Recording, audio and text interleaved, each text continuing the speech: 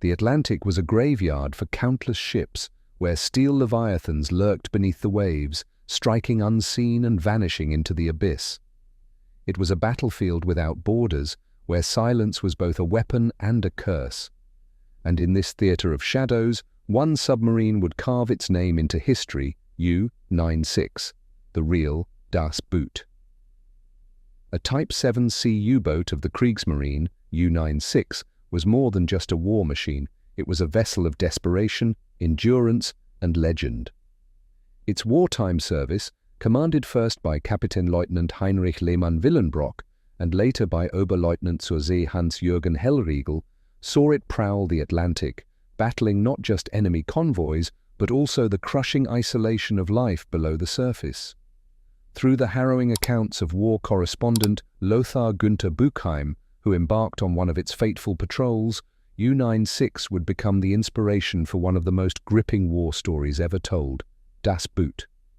U-96 was a state-of-the-art submarine for its time, part of the formidable Type VIIc class that formed the backbone of the Kriegsmarine's U-boat fleet.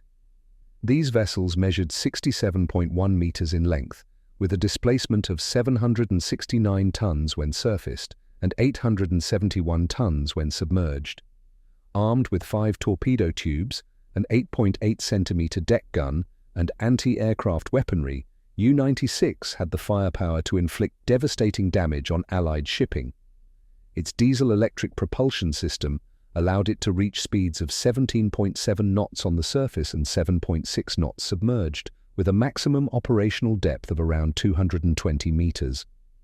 Crewed by approximately 45 men, the submarine was a self-contained war machine navigating the vast Atlantic in search of enemy vessels while enduring the relentless dangers posed by depth charges, aircraft, and enemy destroyers. Under Lehmann-Willenbrock's command, U-96 conducted 11 war patrols, achieving considerable success against Allied convoys. Its first patrol, in December 1940, took it into the North Atlantic, where it quickly demonstrated its effectiveness by sinking the British freighter Rotorua and the Norwegian vessel EG.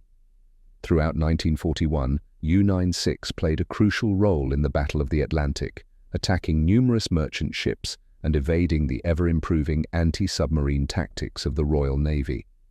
The submarine's 9th patrol from September to October 1941 became particularly significant, as war correspondent Lothar Günther Buchheim was embedded aboard the vessel to document life on a U-boat for Nazi propaganda. However, rather than producing idealized accounts of heroism, Buchheim's experiences exposed the grueling realities of U-boat warfare, long periods of boredom punctuated by moments of sheer terror, the claustrophobic conditions, the psychological strain, and the ever-present fear of sudden destruction. One of the most dramatic moments in U-96's history occurred during a patrol in November 1941, when the submarine was forced to endure a relentless depth charge attack. The crew remained silent in the suffocating darkness, listening to the echoing explosions above as they desperately hoped their hull would hold. Such moments, vividly recounted in Das Boot, highlight the brutal nature of submarine warfare, where survival often depended on luck as much as skill.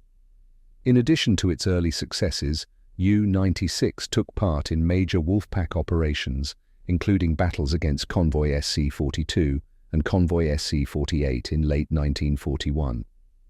These engagements saw U-96 operating alongside other U-boats in coordinated attacks, demonstrating the effectiveness of German submarine tactics at that stage of the war.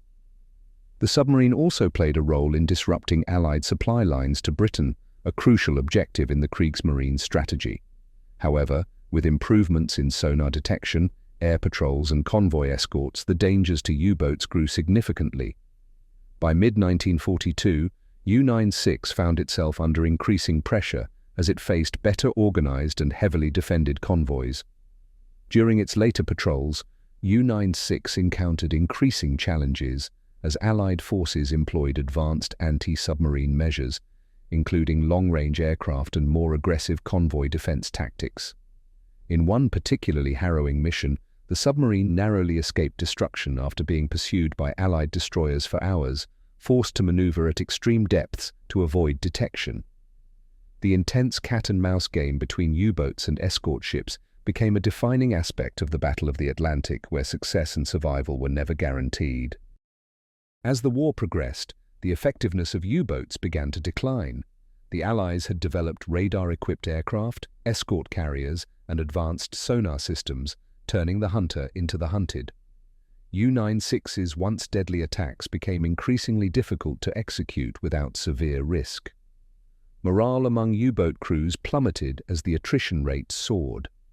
By 1943, the tides had fully turned against the Kriegsmarine's submarine fleet.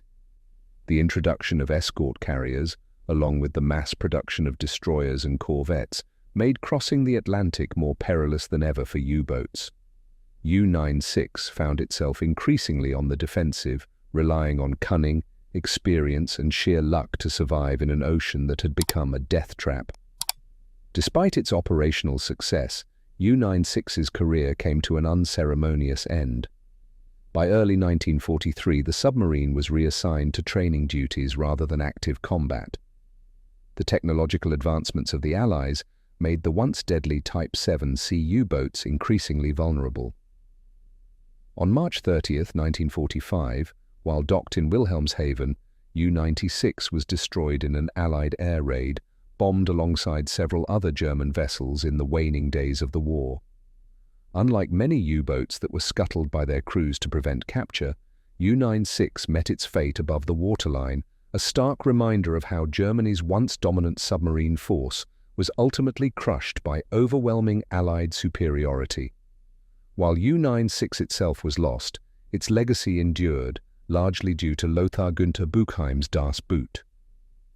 Originally intended as a pro-war propaganda piece, Buchheim's first-hand experience turned his account into a powerful anti-war narrative. His novel, published in 1973, depicted the human side of the U-boat war, portraying the crew not as ideological zealots, but as young men trapped in a terrifying and desperate struggle. The 1981 film adaptation, directed by Wolfgang Petersen, remains one of the most realistic and harrowing portrayals of submarine warfare ever made.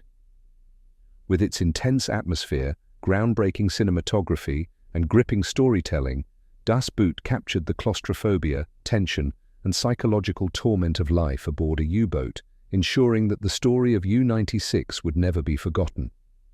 Today, the memory of U-96 and its crew lives on through historical records, the accounts of survivors, and the enduring impact of Das Boot. While the submarine itself lies in ruins, the story it inspired continues to shape our understanding of the Battle of the Atlantic, offering a haunting glimpse into the realities of war beneath the waves. In the end, U-96 was more than just a U-boat. It was a symbol of the perilous life of the men who waged war in the deep, a testament to their endurance, and a chilling reminder of the horrors of submarine warfare.